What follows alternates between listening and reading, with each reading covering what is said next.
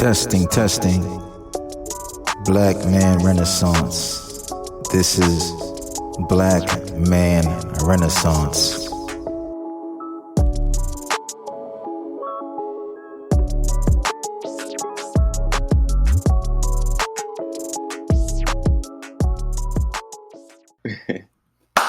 Welcome back to another episode of Black Man Renaissance. Happy New Year, because I haven't done any episodes since the New Year. It's just been so busy. But I'm glad to have the first guest of the new year. I wanted to start a series on black men in the trades, because we focus a lot on white collar, and we talk about all this investment stuff and this and that, but we don't shine a light on the brothers that are. These guys are essential to. They're essential to life. Yeah, since the beginning, blacksmiths, people of that sort, plumbers. We need these guys, especially in Texas right now. Oh yeah. I'm pretty sure they're gonna need a lot of carpenters. Oh yeah. I was just talking to somebody about that the other day. Man, we might need to go down there. They probably gonna make a call soon. So, but yeah. I'm pretty sure it's gonna be a lot of money, man. Yeah. So, introduce yourself. So I'm Quentin Lonon.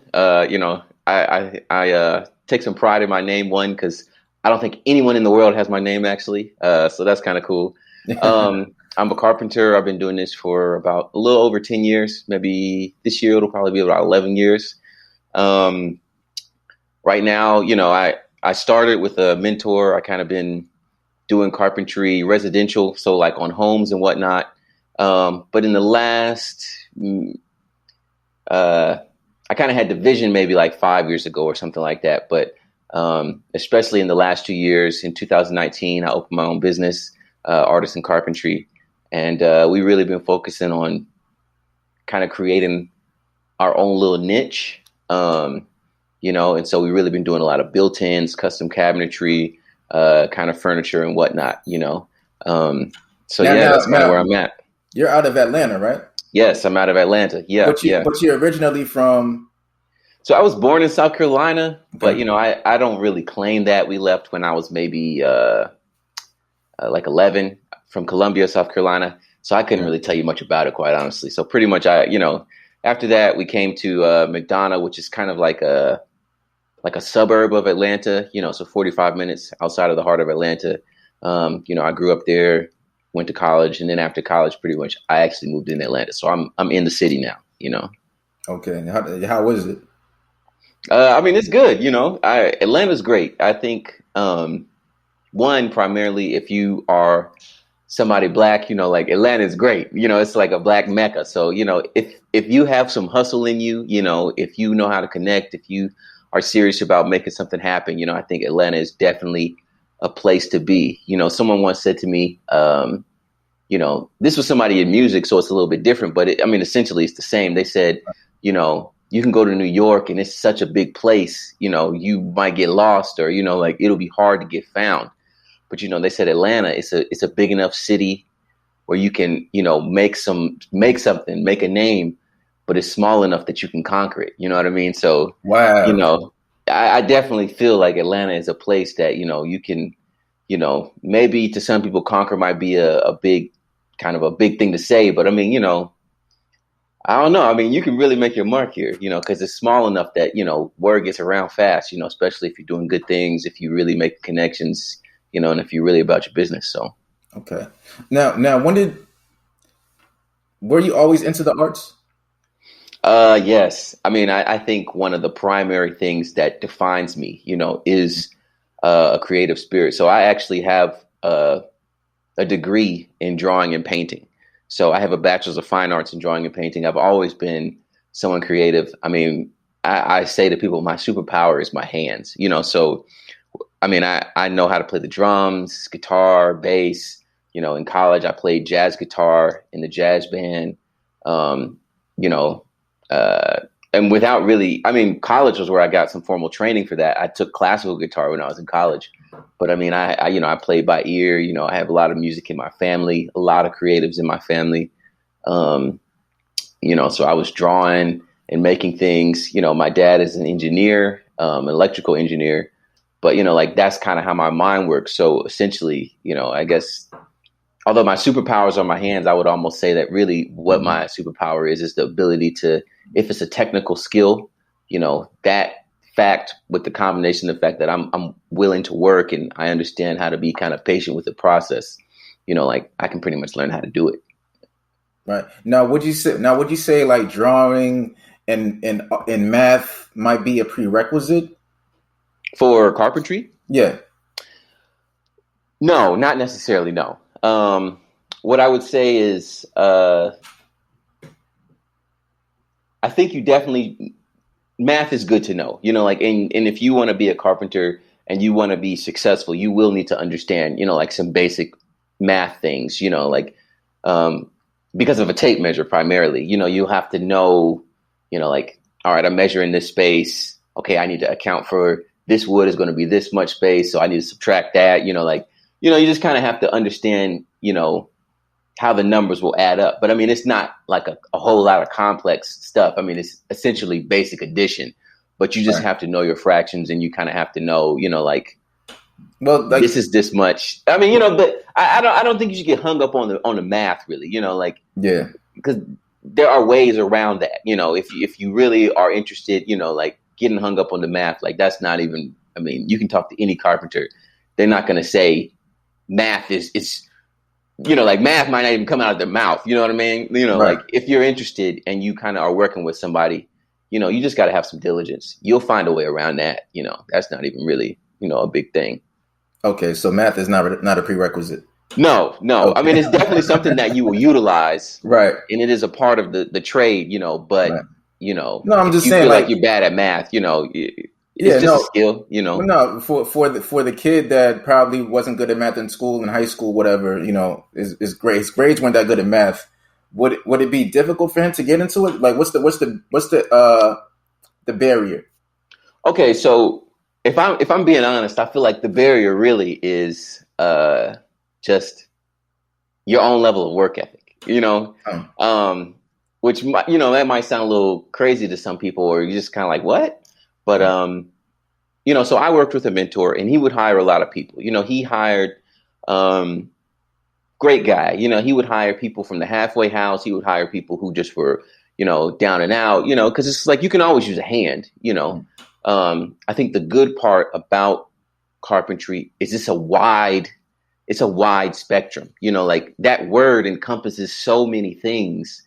You could just do trim, so just kind of doing the finishing work. You can actually be laying the foundation for the house, building the main structure, or, carpentry even includes like building furniture, or just like making sculptures, like it's, so the word carpenter is very broad, so you can choose where you want to be. It doesn't take math necessarily to carve a sculpture out of a piece of wood. You know what I mean? So, but if you are more specifically wanting to get into building and making houses, you do have to kind of get used to some math. But I mean, the reality of it is, like if you're great at math, if you are a math genius, you're still going to have to build your carpentry skills. Math doesn't equal carpentry. You know what I mean? So you're going to have to still build your carpentry skills. So if you are already coming in at zero with, let's just say, the most basic math skills, like you still got to come up at the same steps. So, I mean, like I started not necessarily with any math at all, like where I started is they were like Sanders Wall, like, so, it's like no math required, So, and you just kind of, you build your way up to it, and I mean, that's technically how it is with any trade. I mean, you can talk about music, you can talk about basketball, you can talk about football, I can say, oh, you got to learn all these complex plays and whatnot, but it's just like, well, first you probably need to learn how to, like be at the line, you know what I mean? Like before you learn really anything complex, how do you, like hit somebody, whatever, once we know you can get that down, then all right, now we can talk about a little bit more, like, and so I think for the most part, so you learn in increments. Yes, almost definitely. Like I could bring somebody off, so I run my own business now. And at this point, I'm not, there are times where it will be pretty useful for me to bring someone in who definitely knows a lot about what we're doing, but primarily that's useful if I want to be over here and you be over there, like, so I don't have to hold your hand. But if it's like, we're going to be working together, it's not a big thing where, we're framing out a house or something. It's just like, we're doing this part, and I just need you to help me out. Primarily how you'll be learning is you just follow my instructions, like, and I can give you basic instructions, like I can do this more complex part. And the more time we spend doing, the little things, it'll build on itself, it'll build on itself naturally. If you have any kind of interest in, if you're staying, if you're kind of doing what you would do in any job, just pay attention, try and learn, you'll get it, Okay. So Now let's take a step back. Let's not talk about Quentin the entrepreneur. Let's get to Quentin the apprentice. Okay. Okay. So what made you? Well, first of all, this is a 2-part question. What made you want to get into carpentry? Number one, and number two, how did you go about doing that?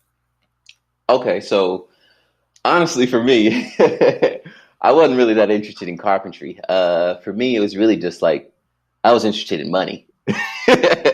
And so I've never been somebody who's like, that's beneath me as far as work, if I lost everything right now and the only thing I could do is go to work at McDonald's, I wouldn't be like, oh, it'd just be like, I gotta do what I gotta do, Mm-hmm. So, I had worked at McDonald's that was my first job. And, my family, we would attend this church and, we were very, my parents were very, active in the church. And so one of the guys there, he was actually a carpenter. And one of my friends had asked him if he could do some work for him. And he said yes. So I was like, oh, well, maybe he'll, let me do some work too. And so, I did that. And, he paid me. It wasn't like the best pay in the world. But, I was in high school. I'm like, I'm making money. So, I'm not tripping. Right. So, over time, I think, I did that a little bit. I maybe did that once when I was in high school, and then I went off to college. I came back and I kind of went back to McDonald's and I was like, nah, man, this is cool, but this ain't really for me. Primarily because I'm the kind of person who needs to feel like I need to learn something that I can take away if I'm working for anybody, And so, I felt like I could do that there. And, he invited me back, I think primarily because I wasn't trying to slack off, like, when he walked away, I was still working, Got you. So, he invited me back, and slowly the reason essentially why I decided to stay with it is one, just because I could do it. It felt like, this isn't really that hard for me. This is pretty easy work in my mind. It's just, and I think one day, so for me, it felt like we were creating things, like there's this room, there's nothing here. We start putting up, studs and building all this stuff. And by the end, you have a nice looking thing that you kind of completed, and that's a good feeling. Right. Although I didn't know everything about all the parts of it, it's like I was a part of that. I made that happen, and, me being in school for art, I went to a good school that kind of required that I go to try different mediums, in the art department. So, I went in for painting, but they required me to do, all right, you got to do ceramics. My school had glass blowing. You got to do that, printmaking, you got to try that, and so, sculpture, you got to go try that. So I got a good feel for a lot of different types of things. And I started to feel like, in a lot of ways, this is the same thing as that, this is art, whether people want to see it like that or not. I think that's really what you bring to the table. But I started to feel like it was art. And so, I remember there was one particular point in time where, I'm kind of a go-getter. So I was there and, they had to leave. And, there was a moment where I was the only one on the job site. And I knew what needed to be done, but he hadn't actually instructed me to do this particular task. It was basically like cutting the trim that goes on the floor, like the baseboard that goes on the floor, around the walls.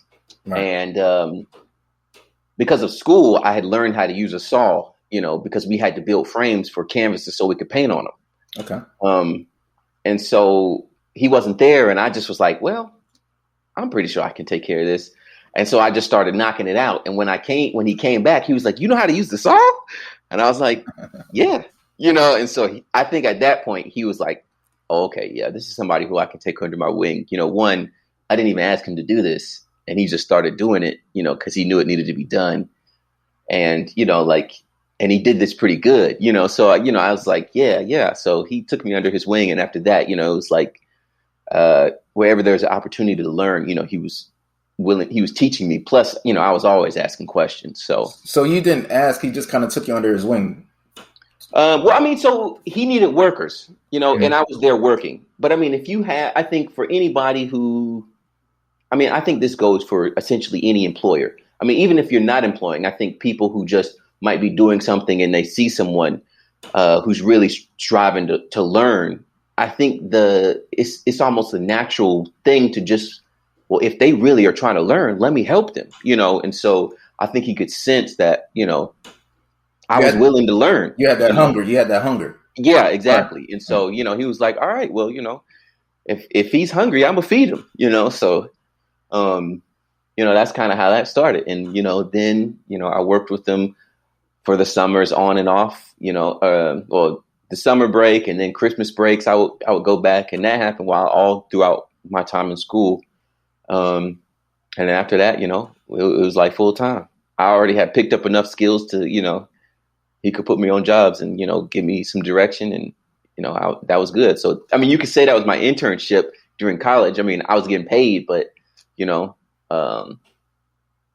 it was good. That's kind of how I started. It worked out for me. It felt like something that I could do, and I just embraced it, So was that full time or? So, yeah, during the summers, that's what I was doing full time. That was my job to make some money. So when I went back to school, during Christmas, that was, I'd hit him up before I got out of school. Like, hey, I'm coming back. You got any work for me? Inevitably he'd be like, yeah, if you want work, I got it. And so, I'd come, I'd work. And I did that for pretty much 4 summers and Christmas breaks. And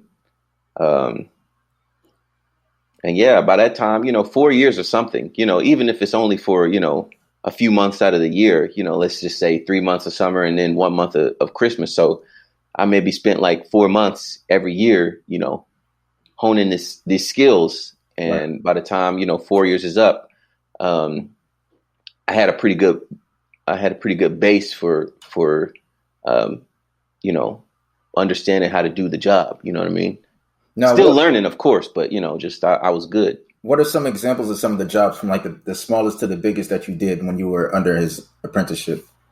So, like I said, some of the most basic things that he had me do, one of the first levels of work was putting up sheetrock, so we would put up sheetrock, one, because if you can if you mess it up, it's not like the house is going to fall down. You know what I mean? Right. You just got to kind of get a new piece and work it out again, so he would kind of, I think his teaching style was good because he would do things where he would let me fail, be like, all right, well, I mean, you just gonna have to fix it, And I was just like, dang, right. All right, well, okay, I got this. I'm not gonna keep on messing this up. So, sheetrock and sanding, that was like number one. I think for most people, that's probably gonna be your entry level, kind of gig, depending on what the contractor or carpenter is like. They can include in the work that they do. Then, it's just like some simple finish carpentry, which is like putting up molding, casing around the doors, the baseboard on the floors and whatnot. Then it was that, when he saw that I could do that and he wouldn't have to spend a whole lot of time teaching me, which it really doesn't take that long to learn anyways, then it was a lot of that. And quite honestly, I think because he sensed my hunger and he's a carpenter first, but he's also a contractor. I think as a carpenter or really in any field, it's good to know your field, but also adjacent fields, if it's possible for you to, learn those things. And so, he would have me putting up little light fixtures, no major electrical, but like, here, let me show you how to do this. And so, we would do that. All right, now install these, like, the racks for the towels, like just little things that would, kind of handyman tasks. So that way, if we were doing a full project, let's say we were remodeling a whole bathroom, I can, if I can't lay the tile or whatnot, I can put up the sheetrock, and then after they're done, I can at least come in and do this, put up the towel racks and the toilet rack, all that. So that way, he can be focusing on something that I can't do. After that, it's like framing, putting down flooring, and then once you start getting into framing, I mean, then it's a whole lot of stuff. Once you start understanding how to do that, you can put up walls, you can add holes, additions to houses, it becomes a lot of different things.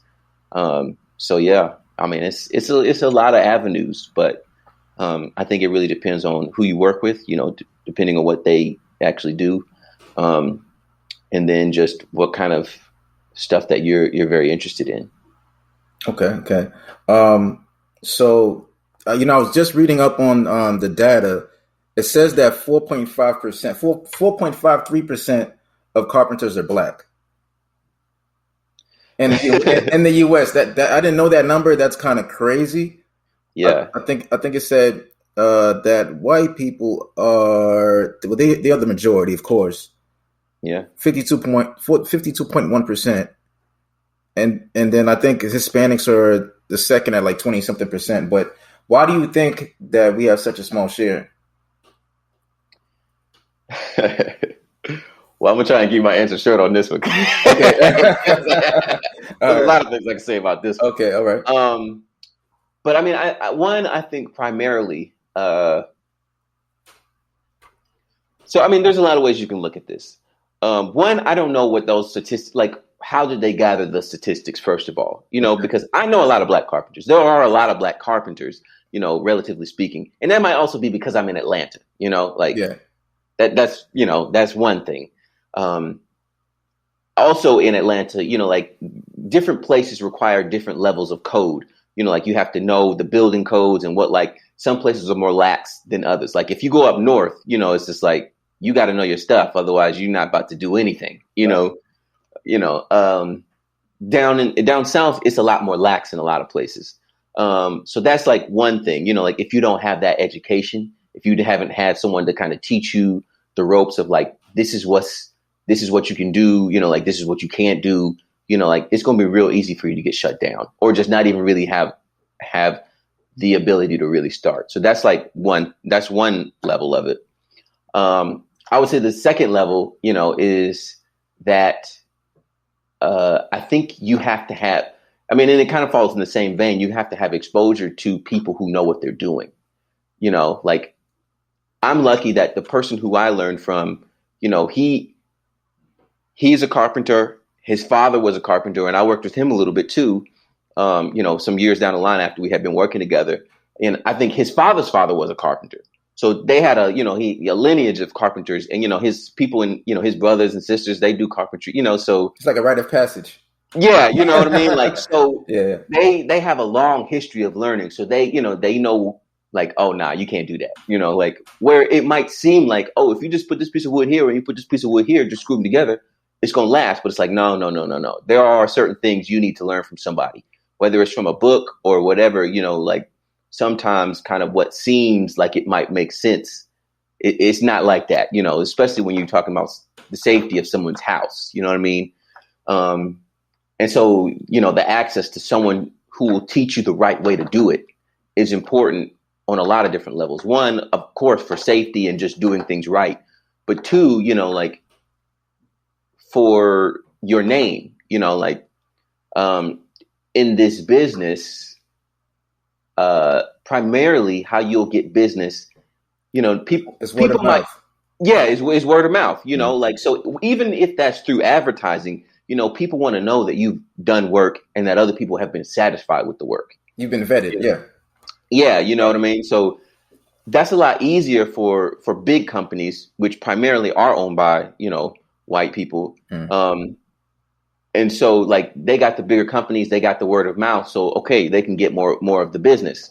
So if you don't have that, kind of structure to get that out there in the, like that's already a detriment to your ability to kind of get work and get more work later on down the line.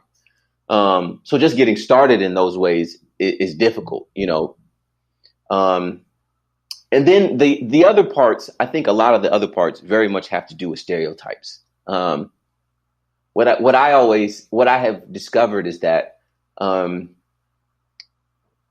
like there's tiers. So, if you want to get, let's say what you want to get is an addition to your house, right? Now, if you call and, this is obviously this doesn't account for everybody, but, in general, this seems to be how it works. If you go to a company that's owned and predominantly the employees there are white, like you're going to pay kind of top dollar, and primarily that's because, like they have the tools, they can maybe sometimes do it a lot faster, and they're generally going to stand behind their work. Now, obviously anyone can have these things, can have the tools, can do it fast and can stand by their work. But in general, the reason why they can do that is because they have money, and that money provides them with a base to have systems. So like, so in the line of work that I do is kind of more specialized carpentry. And what I learned very, very early on is the only way you can kind of break into this industry. And this is partly why the reason why there's not a lot of black people in this industry is because it's all about the tools. It's all about the tools. Like you got to have like a shop to do custom cabinetry. Otherwise all the measurements going to be kind of janky. You need a space to do all of that. And that costs money. Like that's number one. And so, we know the discrepancy between, like the amount of money the amount of wealth that is held by, white America, and then the discrepancy between that and black America. So, like that's already, a discrepancy right there. Right. And so that's really big. And I would say, honestly, that's primarily one of the main things. And that kind of feeds into these stereotypes of like, if you pay somebody who's white, they're going to do it right. If you pay somebody who's Hispanic, they might get it right and they might get it done fast, they might get it done fast and it'll be cheaper, but it might be lower quality. And then you kind of have black people who are generally stereotyped as somewhere in the middle. And so, a lot of times the stereotype and the stigma is that if you don't want the cheapest quality, don't go to someone who's Hispanic, but you can get someone black and, you can probably get a low price for it. Even if the quality is good, they can't charge that much, and it sucks, but it's just kind of like right. Those are the stereotypes. And I'm not necessarily saying that those are true. I know lots of Hispanic people who do like, excellent work. And, I'm sure there's plenty of, maybe white people who are doing, horrible quality work. You know what I'm saying? So but that's just the stereotype and that's the stigma, and, it's almost just ingrained. Even black people kind of, they always want a discount, or whatever. I'm not trying to see, but it's a thing. It is a thing. It's a thing. Yeah.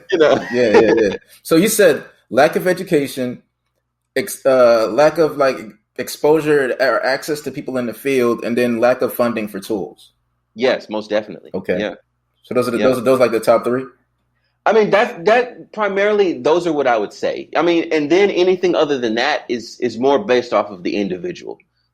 Because when I started out, obviously I didn't have any tools. What I did have, I would say, is access to someone who knew what they were doing, And so what I did with that is up to me. Cause I worked with a lot of guys, and honestly, I never worked with anybody who was even close to my age, which is a whole nother thing to, like I've never worked. I'm 31, okay. So I've been doing this for 10 years. And I never worked with anybody who was even close to my age, maybe once or twice, but they never really stuck around. And so everybody I worked with was 45 years and older. So mostly 50-year-olds. So that's the average age? In general, yeah, man. And so, and that kind of feeds into the statistics that you said about, black men in carpentry. I'm not saying that carpentry is dying out, but, that it doesn't seem that there are a lot of black men who are very interested, young black men who are very interested in getting in the field, you know. And primarily, I think that's a stigma that's kind of says like, that's beneath me. You know, that's work that won't generate money. That's work that, you know, is intensive and it's kind of, you know, it's rough. You know, it mostly feels like a stereotype because I think what people don't know is like, you can make a lot of money. It's not glamorous. That's what it is. Yes, yes, exactly. It's not, you know, but it definitely can be lucrative if you plan it out. Like if you make a plan and you're smart about it, you're strategic about how you want to go about it. I mean, everybody's going to always need somebody working on their house. True. You know, always. It'll never go out of style. And I think for me, what I've realized is that because I've kind of capitalized on the fact that there aren't very many black carpenters, you know. As you should. Yeah, you know, in general, I think black people want to work with other black people. Right. You know, and so, you know, I've found that it's not that hard for me to create a niche. You know, it's like a few things that I got to do that, you know, automatically put me over the top of my competition, essentially. You know, just last week or the week before last week, somebody said to me, you know, man, you've been the easiest person to work with, you know, and they said, you follow up, you know, when we talked about something, you know, you show up when you say you're going to show up, you know, like, and you do quality work, you know. It's just like, those are the basics. It seems like that, you know, isn't that what everybody should do, you know? But it's like, but it's also what people aren't really doing. So all you got to do is do the basics and you already are ahead, right? You know? And so, you know, like if you do quality work, you know, it's easy to get your name out there, right? You know? And so, you know, I'm trying to market myself. I'm trying to put myself out there, but you know, I'm not having any trouble getting work, you know. I'm trying to keep up with the work, you know what I mean? Right. So, yeah, you know, and as I think people are willing to pay for quality if you are going to deliver, you know. So I think your name and keeping your word, you know, your character is very important. Yeah. And I think that has carried me a long ways. Yeah, because, you know, you're in a field where basically, like you said, it's word of mouth. It's not the conventional route where it's like, okay, you know, you have guaranteed money, 9 to 5. You know, you have to, like you said, you have to work to eat. Yeah. So, you know, definitely being a man of your word, you know, and, you know, showing your action through your work really sets you above everybody else. So, I mean, I can even attest to that. I mean, I reached out to you. You were very prompt in the response. And even today, you were just like, yeah, I'm ready. And it's hard to find people like that. People are just always just, for lack of better terms, janky. You know what I'm saying? Yeah. No, I mean, so that's definitely gonna take you far. So you went to school and you did the apprenticeship. So at what point did you turn? Did you go pro? And and did you have to sign up with the with any union? So no. So for me, pretty much, I went to school and, you know, so I'm gonna start by saying this. I think everybody should get an education, whatever that means. I don't think that means you necessarily have to go to college or university. You know, you can go to a trade school or you can get an internship, you know, like whatever that means. I think you need to do some kind of education, you know, find out what that means for you, what your best route is for you. But, you know, like I had school for my education, but I also had that internship, you know, like the internship, right, you know, for my education. And those two things put together, I think worked really well for me. Although I'm not gonna lie, sometimes I'm like, I probably could have just done the internship and been just fine, you know, but maybe my mind wouldn't have developed that in the way. So, you know, I'm thankful for both. But really what happened is that I really wanted a more art job, you know, when I got out of school. But, you know, I don't know, you know, I feel very capable, you know, I feel like I'm well-spoken, you know, I feel that I have a decent resume as far as things that I've done, but, you know, I wasn't getting no hits. Nobody was calling me back, you know, and, you know, I can't say, but I definitely feel like a lot of it had to do with the fact that I'm a black man. You know, like a whole year, nobody even called me back once, you know what I'm saying? Like okay, okay. I was working, so pretty much after I graduated, I just went ahead and went full time with the carpentry because that was available to me. I wasn't going to sit around and not work, so I did that, but it's not what I wanted to do. If I'm being honest, sometimes people are like, I got to find the perfect thing. I'm like, sometimes you just got to do what's in front of you, like have a plan, have a goal in mind, but sometimes you just got to take the steps that are, like take the path that is in front of you with the thought that, like this, where I am right now is not where I'm going to stay, if that's not where you want to be. And so, my intention was just like, I'm here right now.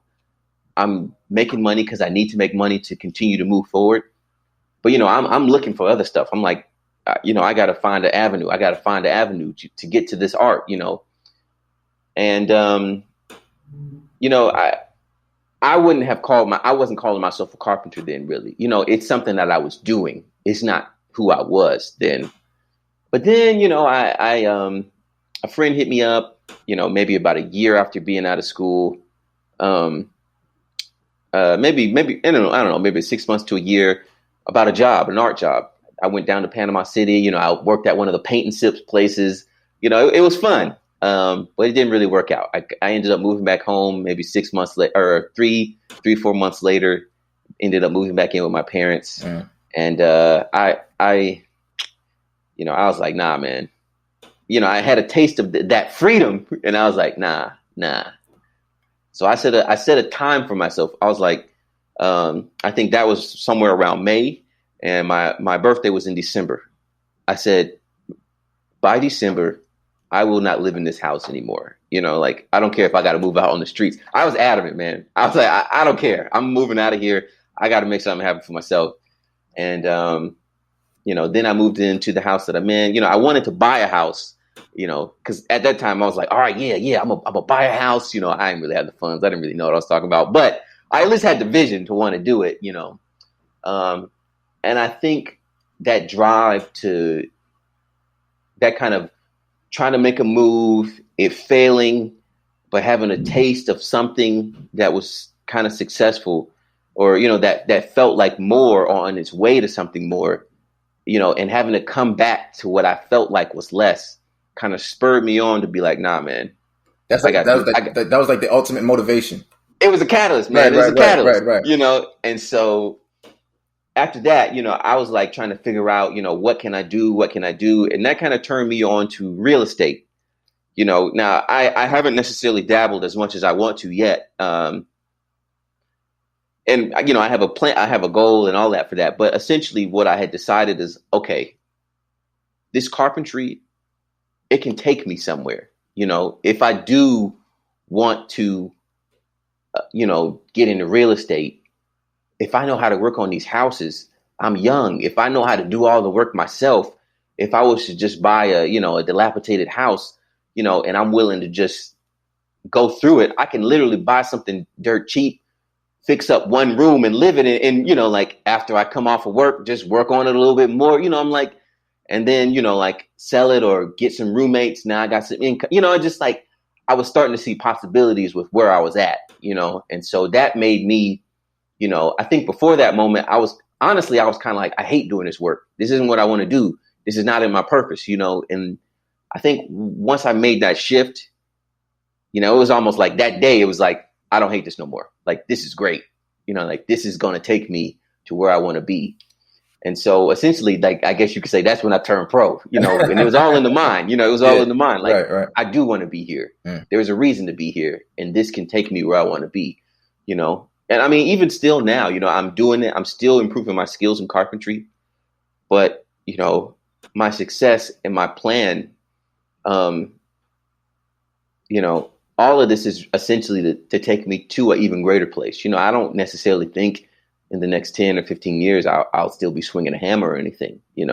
I think by that time I'll be on to other business ventures, most definitely, but this is the play, like this is the foundation, right. You can't,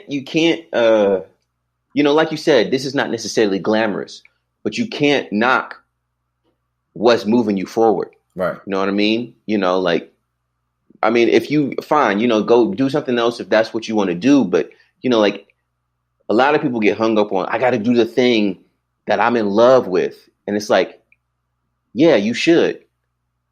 But that doesn't mean that you need to quit your job. You know, right. not right now. Right. You know, like if you don't have a plan or if it's not going to really make sense, it's like use the tools that are available to you right now. Right. And how much I have learned from carpentry, just the fact that I was trying to move forward in my thinking, in my growth, constantly, like in my own plans for my own future wealth, I think that has opened up so many avenues that has made me see the carpentry as more than just I'm working on houses day to day, that kind of brought me into this no, this can be art. This can be my art, Right. And, like if this is my art, I can have my own individual expression and I can kind of carve a niche out for myself, and I started doing that and that, now I'm working for myself, like now I'm making way more than I was then, and, I think just, I'm still not where I want to be, but I definitely see that I'm getting there. It's like, it seems like it's absolutely inevitable. I just got to be patient and keep pushing, so it's good. It's good. I mean, so you moved out. Like, how do your parents feel about you now? I think they're pretty proud of me. They probably wish I'd come home a little bit more. But I'm working all the time. Sometimes I do. I see them, whatnot. But I definitely, everybody's different. Everybody has their own avenues. Maybe you decide that you want to be an entrepreneur. Maybe the avenue that you take is that you want to work for a business. There is no right or wrong way. You do what is best for you. I know some people who are very successful saying like, I don't ever want to own my own business. Like, I don't want that responsibility. Right.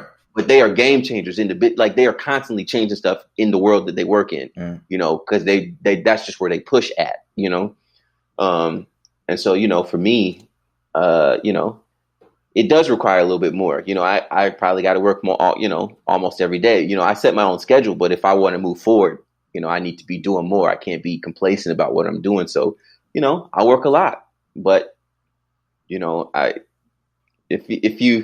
I posted something recently on Instagram, it's just like in 2 years, though, I went from one little space in my garage to using all the skills that I had to knocking out some walls in my house, expanding my shop to 4 times the size that it was. And now I got, now I can take on bigger jobs. It's just like I did all that in a matter of 2 years. You know what I'm saying? But all that happened, like after hours, and now it's like, the payoff is exponential, So, I've seen my income, double or whatnot. It's just like, you just got to have a plan. You just got to follow through, execute, and just keep pushing, man. Yeah. Now, did you have to sign up for membership in the union or no? So no, I haven't. So I guess that's probably different in different places. I'm not really sure, what it's like to live up north. I have heard that definitely, there's a lot of stuff like that up north, but down south, especially in Atlanta, no, you don't really have to sign up for anything like that. And I think that's also a part of the reason why, there may be less work or less Black carpenters, because there is no authority saying like this guy knows what he's doing. Like you can go to a school and get like a certificate, or you can get like some kind of minor degree in carpentry, and that's an avenue. If you really want to do it and you're young and you got the time, I would say do that. But I was already out. I already had bills. I was already out of college. I need to make money now. I can't go back to school, or at least I didn't want to. What I'm saying? So, that's not really required. But I'm the kind of person, you can see behind me, I got books where I wasn't just satisfied with like, all right, I know what they taught me, like. Did you build that bookcase? No, I didn't. I didn't build that one. Okay. There was a lot of stuff in my house that I built, but I didn't build that one. Okay.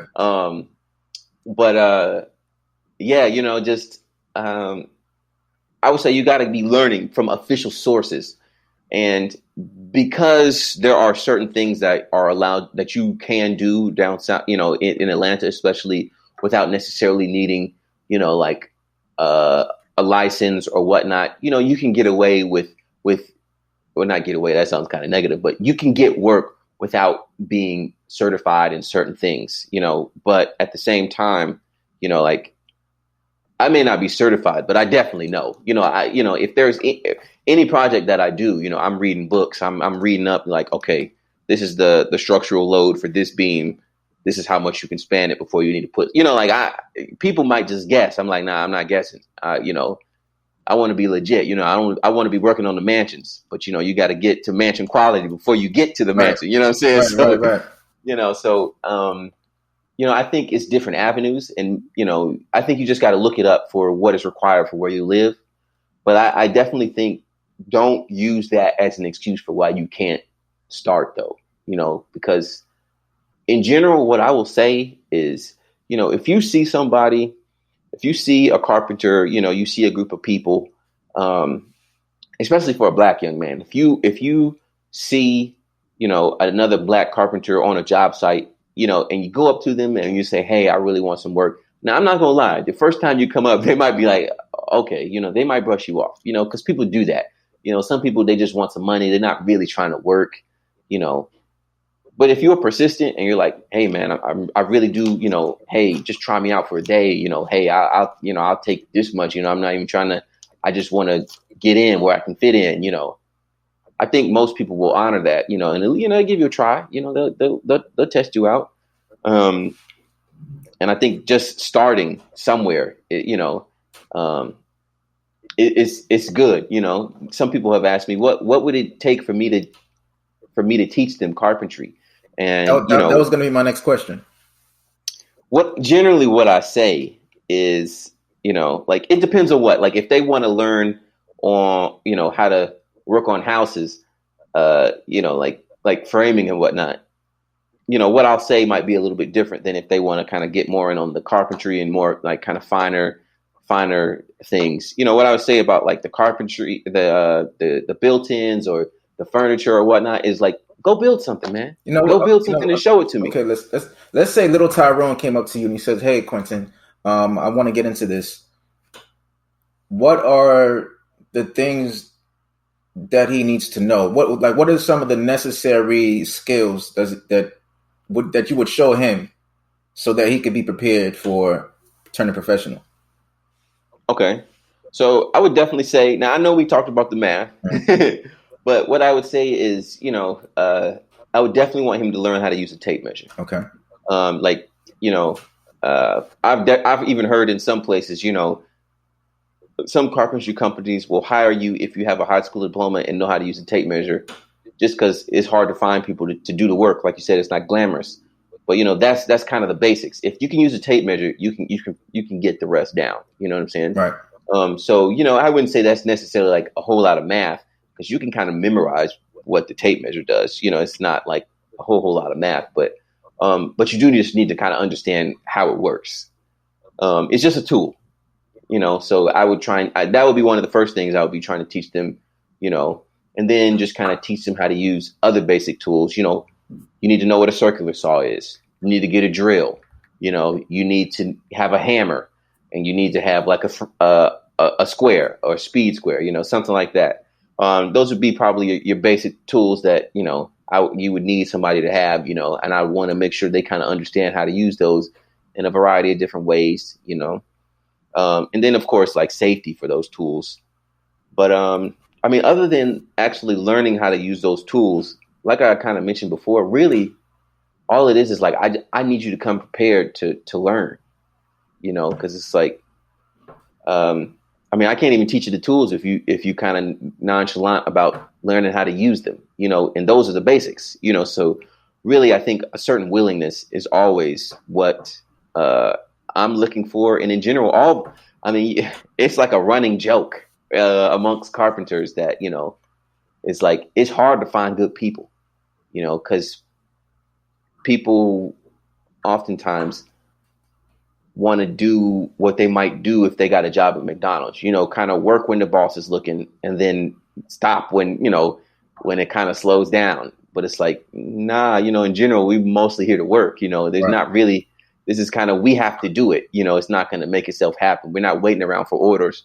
The order came when we received the job. Now we got to finish it, Right. So,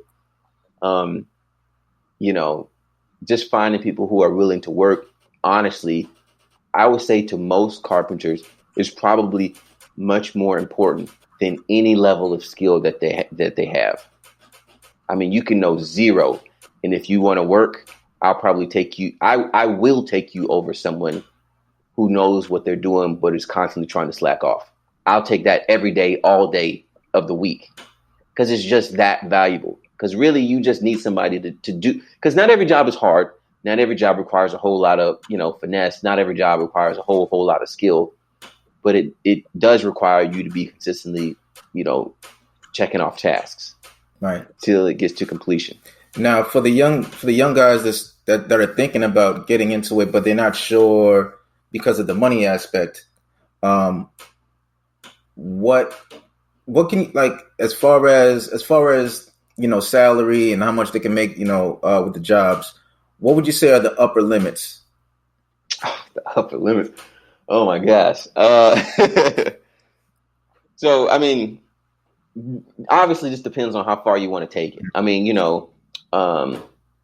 if you want to start, I guess there's different avenues. One, it really depends on what, I've kind of talked about the different types of carpentry that there are. If you want to be a builder, you are a carpenter and you are like a builder, like you actually build the homes.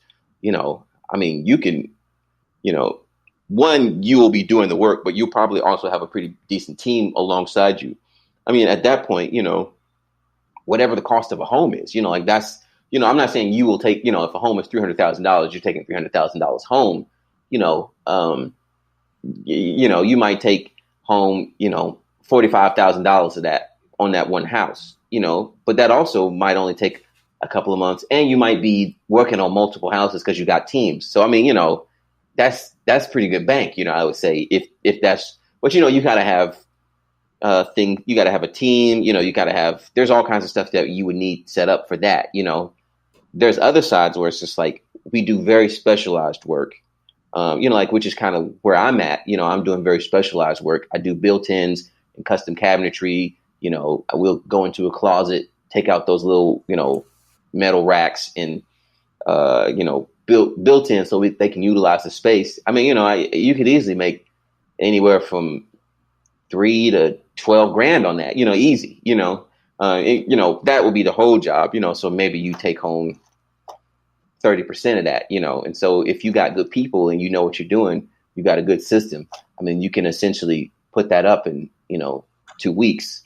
And so, it definitely is also about time. However fast you are, they're not going to pay you more if you take longer on a job. Right. If I give you 2 weeks to do this job, I mean, if I get, if you say it's going to take me 2 weeks, and then essentially what you have budgeted for yourself is $1,000 a week, into everything that you asked for from them, if it ends up taking you 2 months, then your $2,000 is now spread over 2 months, which is like, all right, you didn't really make no money. Now, but that's on you. Do you do one job at a time, or do you take on multiple jobs depending on the time each one allots? That really depends. That depends on your own capacity, so there are times where I do multiple jobs at a time, like I might take on a job, because I do the built-ins. There'll be times where, a large portion of the job, like half the job will be done in the shop. I'll cut all the parts. I'll make everything. I'll do all my measurements there. There'll be some tweaking that I need to do when I actually get to the job site, but it'll require me to be in the shop. And, that might not necessarily be like all of my time, So let's say I start on the 1st and I tell them, all right, on the 15th, I'll come and start installing. So I got 15 days to be in the shop doing what I need to do. Now, that might not necessarily take me literally 15 days of I'm in the shop every single day for 8 hours a day. It may not necessarily take that. So I probably have budgeted some time like, all right, well, I got this one other job here. That'll take me about a day. I can do that, knock that out. All right, this one will take me 2 days. I can probably figure that out, And if things are moving well, even when I'm in the middle of a process, if I'm good with the clients, some clients don't want you leaving when you start, like, nah, I just want you to finish, Right. sometimes you can kind of, all right, well, I'm here. I kind of scheduled this in. I'm gonna leave for 2 days, knock this out, come back, and then I'm gonna knock this one out again. So it really depends on how efficient you are as a individual and as a team, and also just the kind of work that you do. Yeah. But I mean the one I would say definitely when you work for yourself, the limits are. I mean, it's just up to you. Obviously the market will kind of determine what you can actually ask for. You can't be like, all right, I'm gonna build you a chair and I'm gonna charge you, $15,000. If you aren't that valuable to people, right? If you're a world renowned chair maker, maybe yeah, right. But it takes time to get to that level. So it kind of depends on that. But I mean, you set your own prices, and I definitely would say to a certain extent, So you can make it. You can easily make six figures. Oh, most definitely. Right. Oh, most definitely. Like you just got to be strategic about it. You just got to,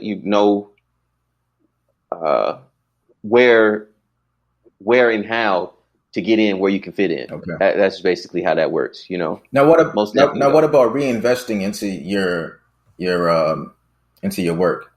As far as like you said, one of the barriers to entry is the lack of funding and access to tools.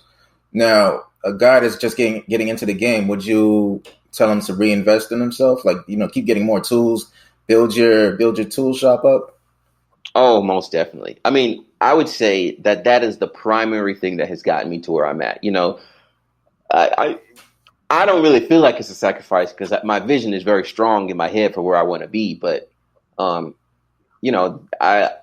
save money and I don't necessarily spend a whole lot of money on frivolous things for myself. Mostly what I do, I'm just like looking at the next tool that I'm gonna buy, not necessarily just to buy tools. Like we got this thing, during Christmas time or the holiday season, we're like, buy toys for your man, and it's just like, they don't really do anything. Right. They just got toys sitting in the garage, right. Tools and stuff, but they never use them. Right. I'm pretty strategic about the tools that I will buy, because I want them for a specific, like, all right, this will make this part of what I do much faster or much more efficient. Or this will, if I buy this, that'll cut my cost down, so I don't have to do this part anymore. So would the perfect birthday, Valentine's Day gift, Christmas gift be a tool? I mean, I would say yes. Okay. But because it's so specialized, I don't expect somebody to actually know and get me the right thing. I'm like, just give me the Home Depot card, or just give me the money. I get the tool. I don't want you to give me the wrong thing, and I'd be like, well, dang. I got to take it back. I got to take it back. Yeah. Right. Once you start getting to a higher level, a little circular saw ain't really gonna cut it no more. I need, now I'm in the big boy leagues. So, but yeah, I mean, otherwise, yeah, no, I mean, I've gotten tools from people that are pretty important to me, and they have, just those things alone have definitely boosted my productivity, boosted what I can actually do in the shop. And it's just like, they're virtually invaluable to me, Yeah. So yeah, I mean, I would say, man, I mean, in anything, you should definitely be investing in yourself, but most definitely, if carpentry is the game that you want to get into, I would say definitely be buying tools that will help you in whatever area that you want to focus on. Because I mean, you may not necessarily feel it immediately, although you probably will. If you intentionally are buying tools, like, what tools, because at first you'll probably be buying tools primarily, not necessarily like for a future investment, but probably just like for the immediate, like, man, I hate cutting this thing because it always is messed up or it's always janky. And, then that's when you buy the tool and, like, now you feel more confident because, if somebody asks you like, oh yeah, this is not going to be janky no more. Like, I know I can deliver on this. Right. I know I can deliver, so now you feel more confident about offering certain services, and I mean, that's kind of how it worked with me. Once I remember when I got my table saw, my table saw from my shop, I was using this little Ryobi small little thing. And when I finally got me a nice table saw, for me, that was a game changer. How much was it? Mine was actually $600, okay. which isn't that bad. I mean, there are definitely much nicer ones. And I would say, don't get caught up with trying to get the best of the best of the best. Get that when you get to the best of the best of the best level. You know what I'm saying? I mean, before then, of course, you want to work your way up. But, so when I've played instruments for a lot of my life, and I played the guitar. And the first guitar I had was this horrible, janky. I mean, it was not a good guitar. It was not a good guitar. But I'm glad that I played on it for a few years, because when I finally upgraded to a better guitar, I understood. Like I knew my guitar probably wasn't the best, but I didn't really know, and I probably couldn't have known until I upgraded. And I only knew because I had spent so much time with the thing that was inferior.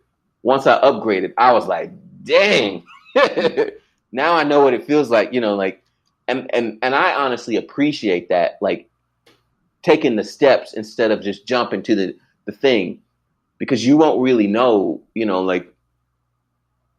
won't be able to understand the nuance between like, this is why you need to take care of this part of the tool,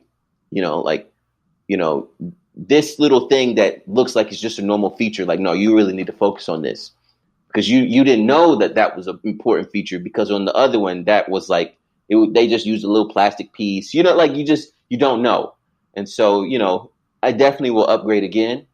But, right now what I have, it works for me. And what I had before I had what I had, it worked for me for where I was at, But when I got to the place where I could finally get the next tool, the next level up, one, I had worked for it and I had definitely earned it. And two, I personally was in a better place where I was like, my skills and what I can actually offer now are able to utilize this tool to a higher degree, where if I would have just got it then, I would have still not really been able to offer new services just because I got this better tool. I wasn't really there yet, so I wouldn't have said it was a waste of money, but I wouldn't have been able to utilize what I actually paid for yet. Okay. So, That's what's up.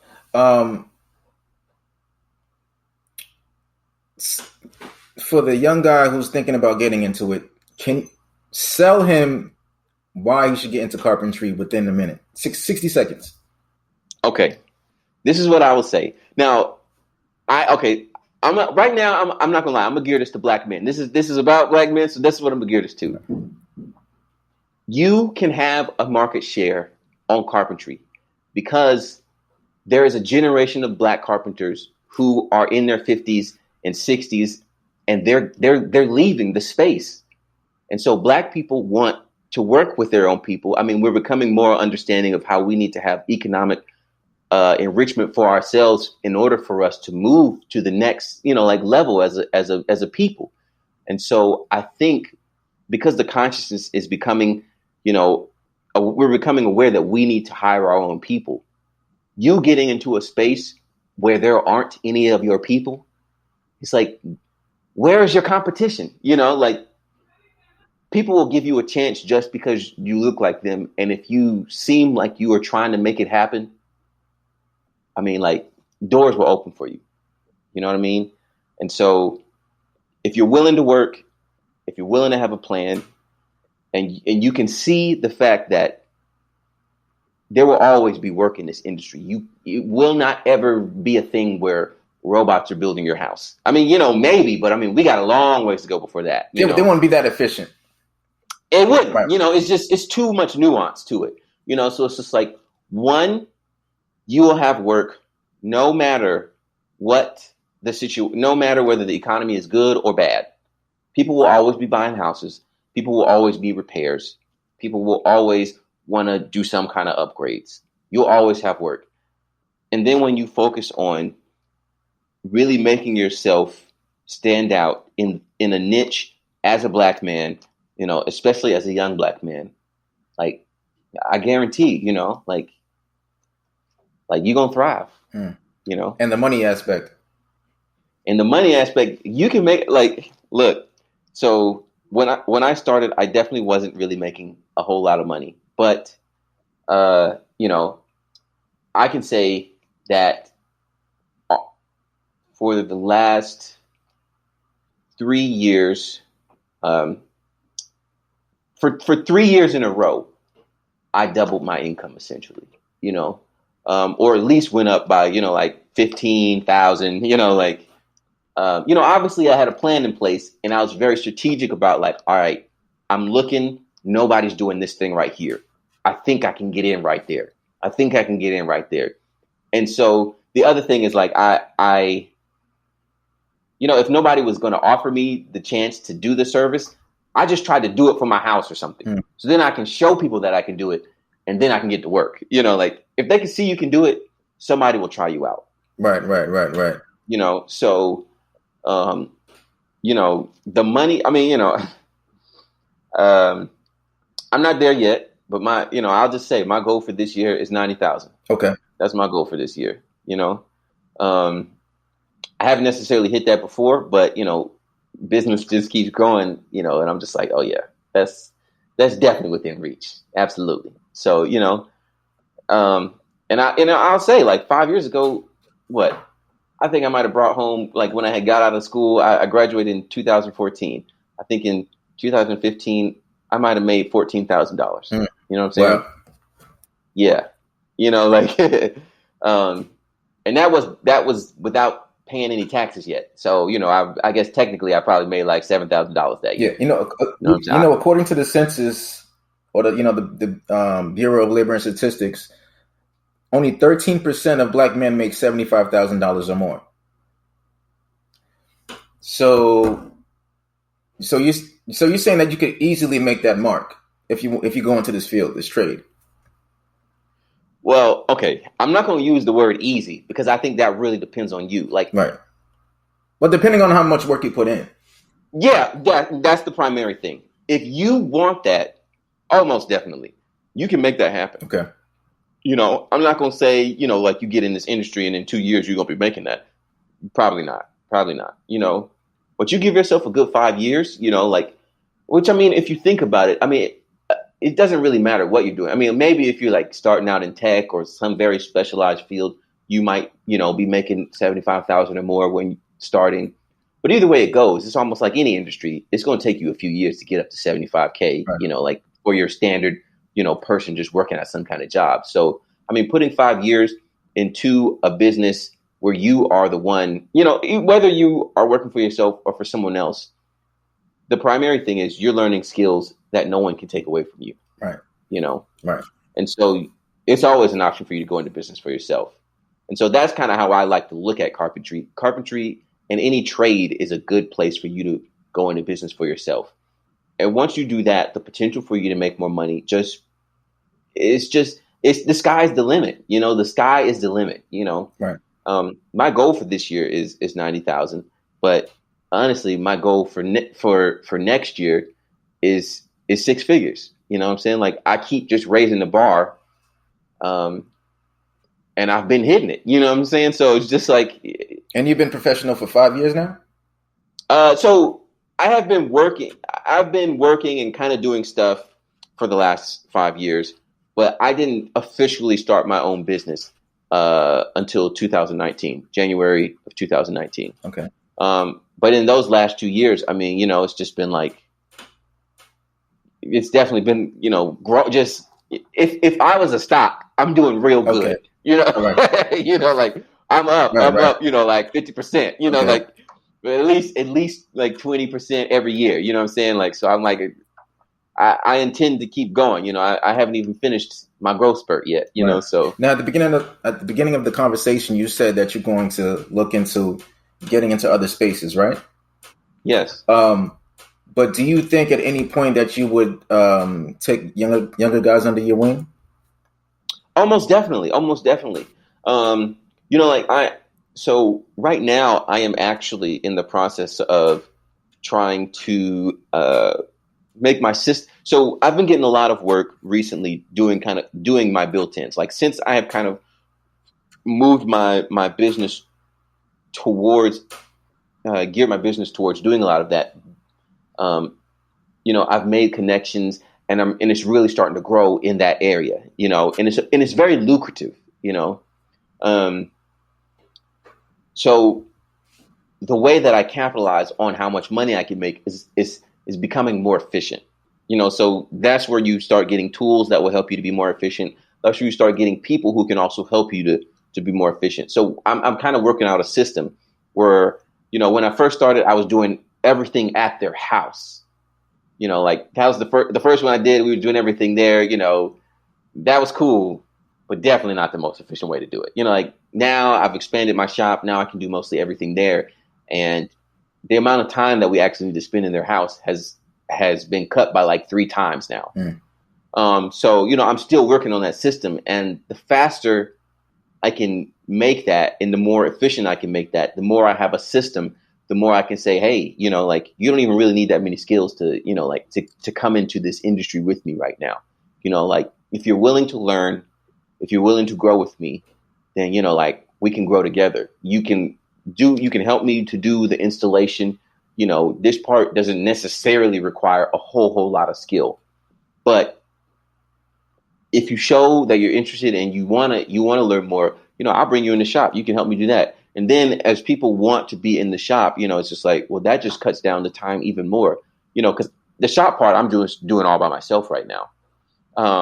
So having extra hands just in the shop, as opposed to just with the installation, time is money. And as I get my system more efficient, it's just like, yeah. So, I'm always very much interested in trying to bring people on. Like I said, though, it can be a little bit difficult to bring people on because, it's not always that glamorous. But I definitely think that it's very possible to make it glamorous. And so, if I'm being real, one of the reasons why I decided to really stick with this is primarily because me coming from an art background, I saw that you can look on YouTube, you can look on the internet, and there are a lot of videos about carpentry and furniture making and fine woodworking. And you see all these groups represented, and you just don't really see any Black people. I'm not gonna lie, I really didn't like that. I'm like, that's not cool, because I'm like, this is the internet. The internet has everything. Why can I not find my own people doing this? It's not, I know that it's impossible that there aren't Black people doing this. So it's just like, we just need that representation, like it's glamorous to all kinds of other people, but why is it not that glamorous to us when it is actually very lucrative, And so I'm just like, because nobody's showing them that it can be. So, I've intentionally tried to move into a space that was very much a niche and very much, the word I like to use is luxe, like luxury, high quality. And I'll say like 2 weeks ago was my first time finally getting invited to like a mansion to do an estimate quote for some work. So I'm like, I'm moving up. I'm like, yeah, this is where I wanted to be. I'm in the first one now. So and the good thing about that is they're gonna tell their people who have mansions and like you're going into a whole nother space now. Right. You win it. Yeah, and like it takes a little while to get in there because you got to get your word. Word of mouth has to, and also you have to meet the right people.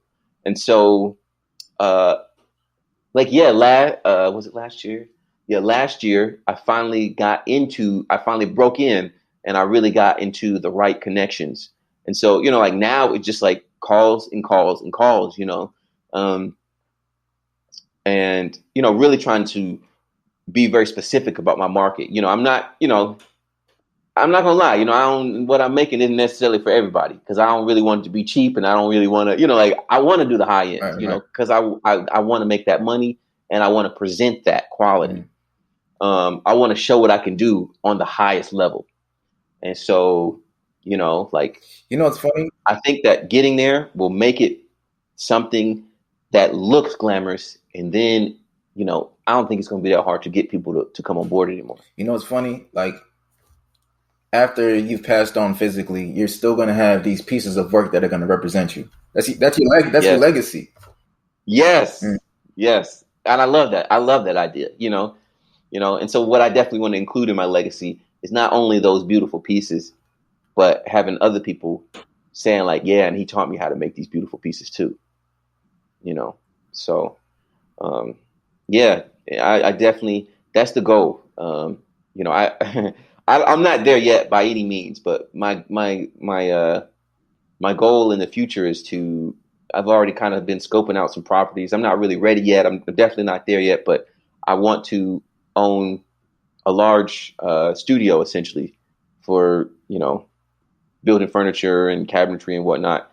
And I want to be able to hire at least 100 people. Like I want to have 100 people on my roster. I want to do that for the community. I think that would be like, man, just being able to say that I am helping 100 people in the community is, but obviously I'll hire all kinds of people, but especially Black people in the Black community, like just being able to hire them and help them to gain skills that no one can take away from them. And at the same time too, you can also rent space for people who are getting into the line of work, right? Yeah. So I mean, it's like I definitely have thought about all of that. Like we can have, like you said, have space for people who want to come and do that. The one place that I've been looking at, it's enough space that we could even have after school kind of things. Have people learning, have kids come learning skills. Because I think a lot of times when you get introduced to something when you're younger, you're more likely to hold on to it, especially if you see we talk about rappers and all this stuff and how they might be like a bad influence, but it's because it looks good. Right. You know what I'm saying? Like we can knock it all we want, but it looks good, and I think there's a way to make all kinds of stuff look good. I mean, we could make math look good, right. If we just put the right kind of, energy into it. You know what? And so I'm just like, yeah. People want to see the lifestyle. You can't really sell people carpentry. You have to sell them the lifestyle that comes from doing carpentry. Yes. So, I'm trying to work my way up to that, and I think with that one, I'll get to, live a lifestyle that I want to live. But I think, once you start to get to that point, then you start to live a lifestyle that other people want to live too. Right. And then that gives you, like you said, the opportunity to really share that and open that up to other people. And with that lifestyle, then you really have the power to really start to give people more, than just like a job or, like even just some skills. But then you can really, you can say like, all right, yeah, you learn these skills, you learn this, but this is how I got here.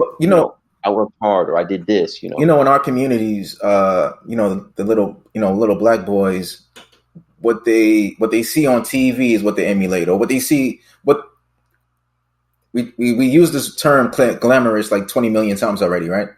So it's like they want to see that glamorous lifestyle because they come from the bottom. They come from low, the lower socioeconomic levels. So it's like, when you see the dope boy, I want to be the dope boy because the dope boy has the nice car, the nice house. He has the ladies. The rapper has the nice house. Boom, boom, boom. So it's like, we don't want to be the carpenter until, the carpenter has a nice car. The carpenter has a nice house.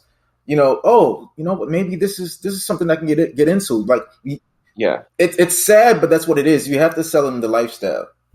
Yes, most definitely.